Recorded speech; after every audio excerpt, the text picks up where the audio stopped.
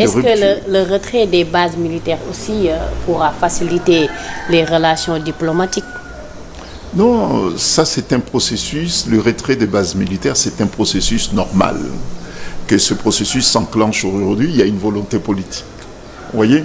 Mais c'est un processus normal, on ne peut pas indéfiniment garder encore des stigmates du colonialisme. Ce n'est plus tenable.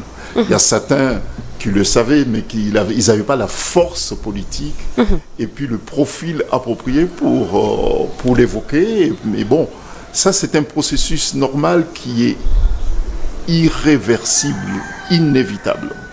Que ce soit la génération des dirigeants actuels qui le fassent, ça rentre dans leur vision des choses et c'est tout à fait normal. Ça ne doit heurter personne, ça ne doit même pas faire l'objet d'une discussion quelconque, puisque c'est un processus normal qui devait se faire à un moment ou un autre. Voilà. En France, il y a une nouvelle génération de dirigeants politiques, et en Afrique, il y a il y a une nouvelle génération des dirigeants politiques qui n'ont aucun attachement par rapport à ce passé colonial. Vous voyez, moi, j'ai aucun attachement, aucune affection avec ce passé colonial. Au contraire, pour moi, c'est mon histoire, puisque je suis africain. Mais je ne suis pas prisonnier de cette histoire. J'ai envie de bâtir une autre vision, un autre avenir de l'Afrique, et puis une autre vision des relations entre l'Afrique et le monde qui ne soit pas en relation avec cette histoire coloniale.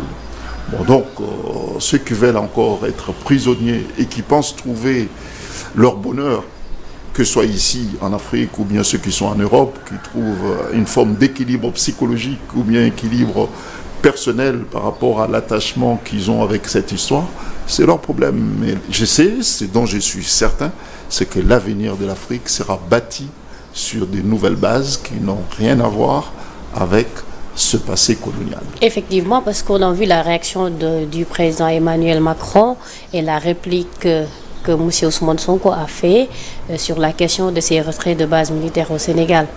Maintenant, on peut dire qu'il y a une bataille internationale de l'opinion par rapport au Premier ministre du Sénégal et Emmanuel Macron.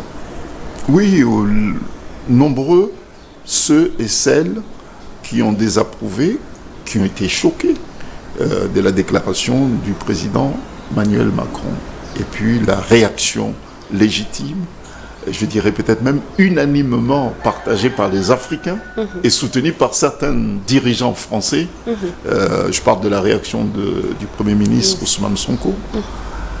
Pousse non seulement à la réflexion, puisque la réaction, tout de suite, c'est une forme d'expression et de réaction. La réaction d'Ousmane Sonko, maintenant, les gens doivent agir et bâtir comment on appelle ça, des éléments permettant factuels permettant aux uns aux autres de se retrouver, puisque je pense qu'il y a un avenir en commun qui doit être bâti par l'Afrique avec le reste du monde. Mais pour bâtir cet avenir en commun entre l'Afrique et le reste du monde, il faut que nous, les Africains, nous soyons en mesure de poser les bases de cette nouvelle relation que l'Afrique doit avoir avec le monde. Et ça, il faut des États puissants et non pas des États vulnérables. Vous voyez ? Et là, l'État du Sénégal est en train de poser des actes sur lesquels ces relations avec l'Afrique et puis avec le reste du monde doivent être construites, acheminées et défendues. Et c'est rassurant. Il n'y a pas que le Sénégal, il y a d'autres États africains, chacun le fait à sa façon, sont en train de poser des bases. Et le Mali qui a récemment quitté la CEDEAO aussi. Il y a le Mali qui a récemment quitté la CEDEAO sans être ennemi de notre personne, de notre État ou bien d'une autre puissance, mais le Mali défend à sa façon ses intérêts. Et au-delà de ses intérêts, une autre vision aussi de l'Afrique. Je pense qu'il faut voir les choses comme ça, pas forcément dans un esprit conflictuel. En tout cas, ce n'est pas le néo-panafricanisme ou bien le nouvel ordre panafricain ou bien africain tel que je le conçois, ainsi que d'autres qui partagent la même vision que moi. Mais c'est un néopanafricanisme, c'est un nouvel ordre africain qui repose sur une vision constructive de l'avenir de l'Afrique de demain sans avoir une posture conflictuelle. On est en conflit contre qui que ce soit.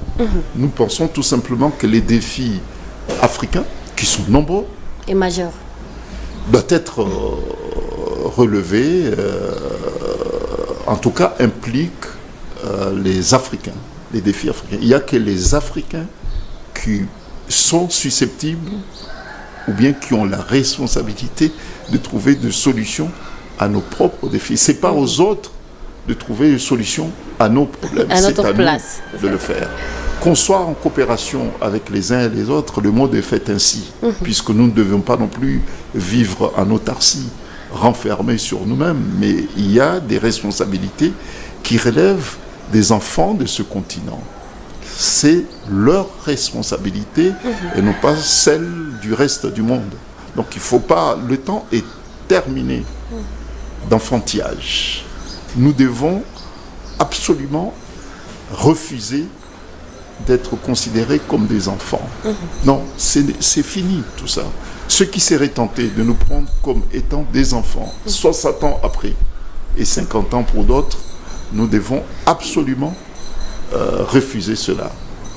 Voilà. Et les autres doivent aussi, mais pour que cela se fasse, les autres doivent aussi nous voir, nous observer comme étant des gens responsables et puis des gens qui assument aussi leurs responsabilités.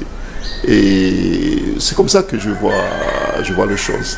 Et c'est pour cette raison que nous devons nous appuyer sur certains des pays africains qui font preuve de résilience et qui font preuve aussi de courage et d'intelligence et qui arrivent à faire avancer leur pays.